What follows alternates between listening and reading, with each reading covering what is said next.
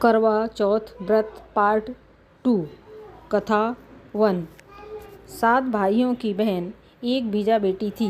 वह भाइयों को बहुत प्यारी थी। जब तक बहन खाना नहीं खाती तब तक भाई भी नहीं खाते। एक दिन बहन का करवा चौथ का व्रत था तो भाई बोले, आ बहन खाना खा लो। तब उसने कहा कि आज मेरा व्रत है, रात को चंद्रमा देखकर उसकी पूजा करके ही खाना खाऊंगी।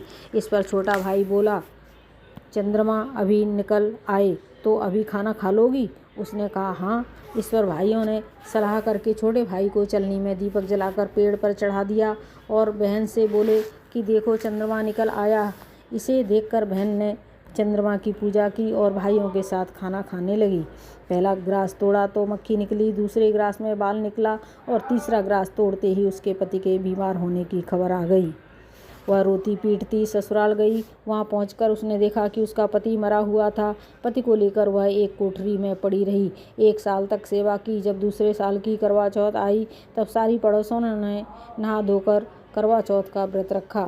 सबने सिर धोकर हाथों में मेहंदी लगाई, चूड़ियाँ पहनी। वह सब देखती रही। एक पड़ोसन ने उससे कहा कि भैया की बहना करुआ ले, व्रत खंडनी करुआ ले, बीजा बेटी करुआ ले, अदब्बर खानी करुआ ले, सादा सुहागिन करुआ ले। तब उसने भाभी को पकड़ लिया और कहा, मेरा सुहाग दे। भाभी ने कहा, छोटी आ रही है, उसी से ले लेना। इसी तरह 6 भाभी आ गईं और ऐसे ही कहकर करुआ देती रही। तब सबसे छोटी 7वीं भाभी आई तो उसने उसे पकड़ लिया और कहा, तुम्हें जब जाने दूंगी जब तुम मुझे भी अपना जैसा बना लो।